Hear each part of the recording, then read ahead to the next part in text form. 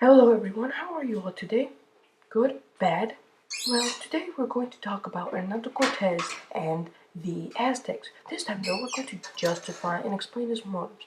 So without further ado, let me give you some insight on this trip, and then we'll discuss if he was truly guilty or not. Let's explore the prophecy of Cortes coming to Tenochtitlan, or as they thought originally, that he was a very powerful god called Quetzalcoatl. Now you might be saying, what does the prophecy say, and what's a Quetzalcoatl?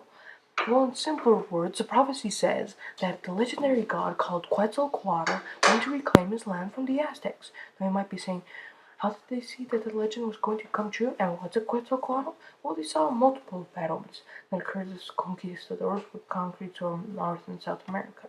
These that you're about to see are only a few. If you want to see more, check out our links, please.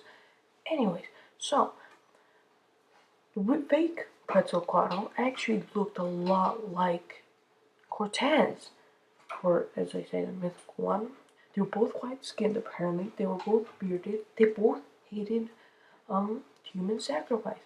They also were apparently to come at the year read one. Guess what time Cortez came? Year read one. Anyways, let's talk about their arrival. Fun fact, Hernando Cortez wasn't even supposed to go to modern-day Mexico. Velasquez actually canceled the trip because the amount of preparations were too much for his liking, since he didn't want to lose power over the journey to the New World. Hernando Cortez didn't obey any orders, and he just left to the New World without permission of Velasquez. These deaths that you're about to see could have been avoided if you just followed the directions. Anyways, when Hernando Cortez came to the New World, he stationed his ship, unloaded his guns, and stuff like gold, ropes, horses, dogs, etc. He also trespassed on the Indians' land. They told him he wanted no war nor trade, and they also gave him a bit of gold to just go away. If he did not go away, they would kill him. Of course, this did not happen, and Hernando Cortez actually killed 400. He also found out that they captured a perfect translator for the Mayans called Geronimo de Aguilar. He then found an even better translator, but for the Aztecs, called Malinche, which was one of the gifts and 20 women that the Indians gave them as a peace treaty. Anyway, he definitely left a poor mark on those Indians. The Aztec Wars. So Cortez was currently some concern for some. One common example is that when Cortez found the Totonac people, they were very kind to him and hoped he could liberate them from Mexico's rule. Speak of the Aztecs, and they shall come. Montezuma personally came to see him along with Tudel, his steward. Tudel held up dirt to the king's lip, which he ended up eating, and it was a sign of respect. He also bled himself and then gave the Spanish his own blood. Ew. That's about the most tame thing they did. Anyways, Montezuma and Tudel saw the Spaniards' weaponry and were truly horrified of what they actually saw. They actually fell down to the floor and started crawling of fear. Anyways, mutineers actually tried to escape off the boat of Cortez.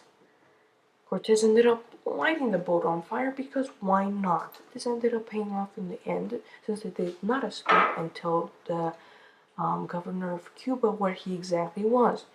And we all know how the sad tale ends. Anyways, then they trespassed on the Tlaxcalans' territory. The Tlaxcalans hated the Aztecs, but were not convinced to join Cortez in his adventure to conquer the Aztecs. They tried to kill him. They failed and suffered many losses, and joined him in his conquest. These weapons you're about to see are actually not Cortez's. These are actually the Aztecs. Anyways, they then reached another destination and another tribe that tried to kill him. The Cholulans. Ironically, they were going to kill him in the temple of the Quetzalcoatl. Thankfully, the Tlaxcalans told Malinche, the translator, about the surprise attack. Malinche then translated to Cortez, and sadly there was a massacre of the race, which was the Cholulans. Thankfully, Cortez was not surprised by the surprise attack. Anyways, now Cortez ended up going to Tenochtitlan to only see human sacrifice. That sparked his anger even more. He then But meanwhile, he also kidnapped the Emperor Montezuma II, and but sadly, Narvaez, a man the governor of Cuba sent out to capture or kill Cortes, actually was on his way. Cortes actually surprise attacked Narvaez, but had to leave the city. This ended up Narvaez being absolutely destroyed by Cortes. But sadly, when Cortes came back, he found any form of relationships with the Aztecs gone. Because Alvarado apparently thought it was a good idea, the person he left in charge, to massacre the Aztecs out of greed, fear, or possibly other conspiracy theories. They also had a very lack of food and water. Sadly, Montezuma died that night, mainly because his own people were so enraged that they threw stones and arrows at their own leader. Cortes lost about 6,000 to 1,000 Spaniards, and thousands of Tlaxcalans were killed. This is called the Noche Triste, or the Sad Night.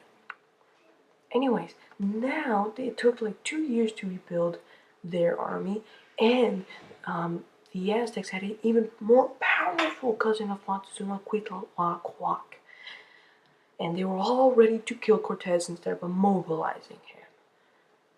Thankfully for Cortes and sadly for the Aztecs, a light of hope came down, or a black light came down called smallpox. This ended up killing 300,000 of them, and also killed their most powerful king. They also, Cortes, when he conquered them, discriminated the king by patting him on the head with discrimination. Anyways, Mountain of Silver. Let's talk about the aftermath. Potosi. That was a mountain of silver which Spanish had conquered. Thankfully, they were super rich for a while, but sadly, they killed thousands of people. And it's all thanks to Mercury. Thank you, Mercury. Since Mercury refines silver. This, of course, did not last long as inflation took over and actually made the Spaniards one of the worst economies at the time.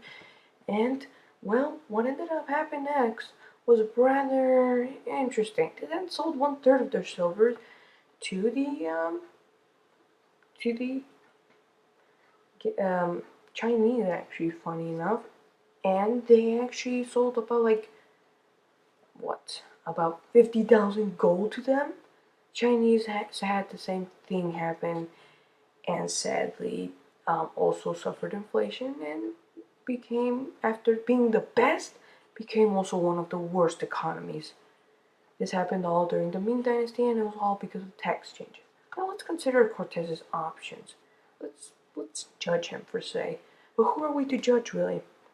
Anyways, Cortes has faced something very difficult, to either return and die or brutally conquest the Aztecs. He obviously chose brutally conquest the Aztecs because sadly there's only 10% of their population left.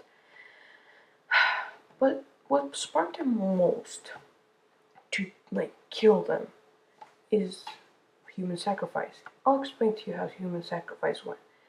They took the person up, and I can't put a photo on this because it is a child-friendly show. So they took them up to a temple naked, and then everybody grabbed one leg. There was about 6 people. They then cut open his chest, ripped his heart, showed it to the sun so that beating steam would show off, and this was all while they were alive. Then they threw it to the idol's face. But this was no excuse for Cortes to just kill 90% of them. To be fair though, the Aztecs actually did probably 1/2 of their population in human sacrifice. Who knows? Probably millions of them were killed, the people that were sacrificed. Anyways, now it's up to you. Was Cortes really that bad? I can't personally judge, but my opinion is that he wasn't as bad as everybody thinks. Now, let's roll the end credits. These all helped much. Thank you for all of your support, people, and possible documents. This is Smith.